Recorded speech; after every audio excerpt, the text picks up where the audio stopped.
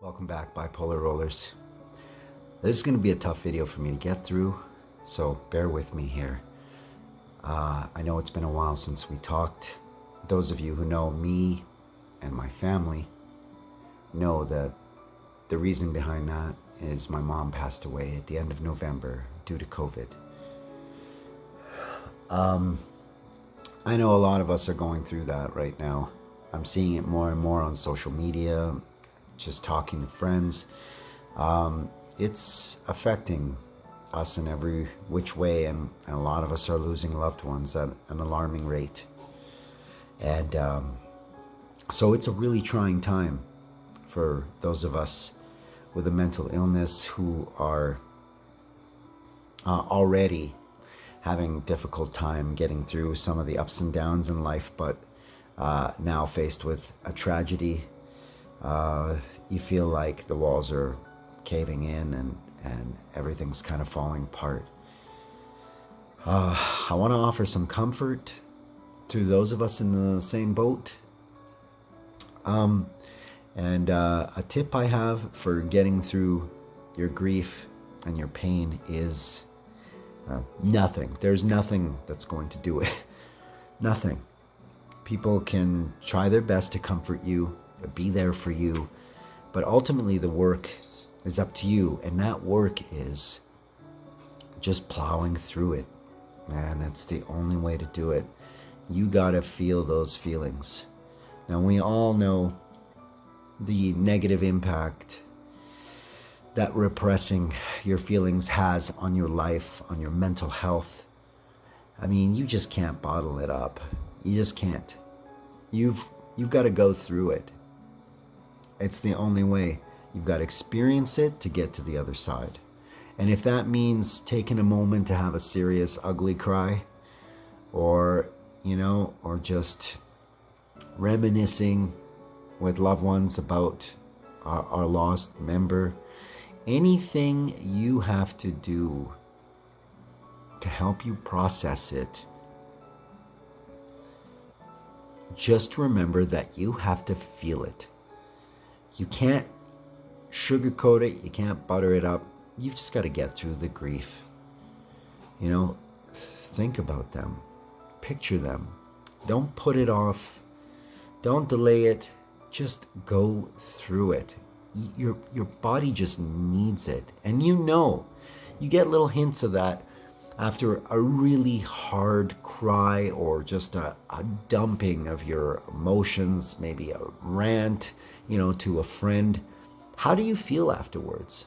Don't you feel better? You pushed through it. You pushed through some of it. You got to experience what it felt like. Because you have to. You have to experience it. You can't run from it.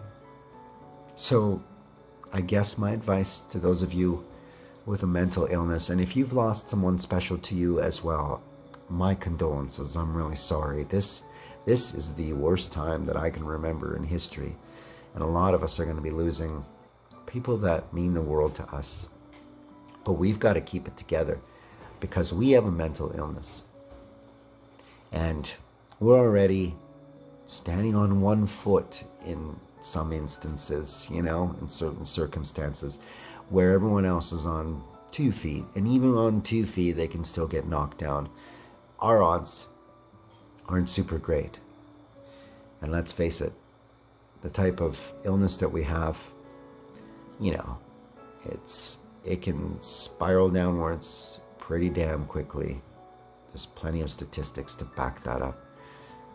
So find that family member that you can count on, or that friend, and just pour it out, man. You gotta get through it. You have to experience it to get through it. And the longer you put that off, the more it starts to seep out in unhealthy coping mechanisms or actions, behavior, feelings. Feelings are really important. They're a really strong indicator of where you're at in a lot of things, what you want, what touches you deeply. They're not things to be ignored.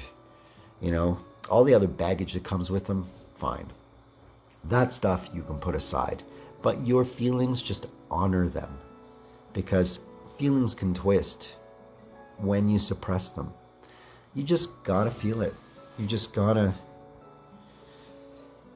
get through the pain. But that involves experiencing the pain. And we are in a society where we do everything we can to not feel discomfort or pain. And we've got a whole lot of unhealthy coping mechanisms to do that. But if you're following my videos, then you're probably here because you want to improve your life, not pick up tips on how to make it worse. And I'm telling you right now, your feelings, you've got to honor them. You got to feel them. You got to get through them. And sometimes it takes a while, you know? And there's no shame in having a heart that works properly. So if you're hurting, I want you to know that don't waste your time on guilt or feel, you know, shame or any of that stuff for feeling what you feel. It means your heart's working properly. It means that this scenario is affecting you the way it should. And if you don't feel anything, if you feel numb inside, understand that that's perfectly normal too. Everybody handles grief differently. And sometimes we just don't know how to quite process it, or there's a delayed reaction. You know, I don't want you to feel shame for that either. I want you to know that your mind, your heart, your body will get through this in its due time, but allow it to. Don't be an obstacle for your grief, because only through fully immersing yourself in it and experiencing it can you get through to the other side. And you may never feel the same way again, but you will reach some form of, or some semblance of normalcy. You know, and it's going to pop up every now and then. You might see a picture of them that will rekindle memories. What can I say? It is probably one of the toughest things I've ever gone through, and still going through. But we can't ignore certain things about us when we go through these traumatic events. And one of the things that it's important to note is that we may be, you know, at a little bit of a disadvantage in regards to handling these things. So there's no shame in reaching out for help. There's no shame in leaning on someone to help you get through it. Losing someone you love is a traumatic event, whether you have a mental illness or not. So just be kind to yourself. Allow yourself that time. If it involves having a complete meltdown, you know, sometimes you just gotta let your body go through the motions, you know. You gotta let it expel. And all I can say is that I wish you all love and strength to get through this trying time. I know that Christmas will never look the same to me again, but it's also incredibly important to not drown yourself in that despair and sorrow. To realize that, yeah, I'll give you an example. In this one book that I read about God and death or anything, whether or not you believe in an afterlife, the ones of us that do, let me give you a reminder that if we knew what was on the other side, there's a possibility that we may never mourn people the way we do now, because we are releasing these beautiful spirits, you know, from the shackles of this physical plane with all its suffering and, you know, obstacles.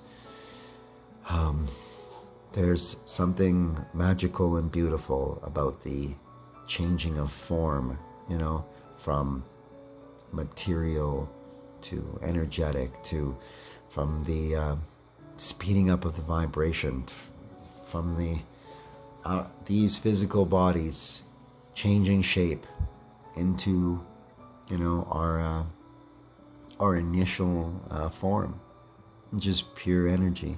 Whether you believe that or not, you have to at least believe that if your loved one was suffering, that they aren't any longer.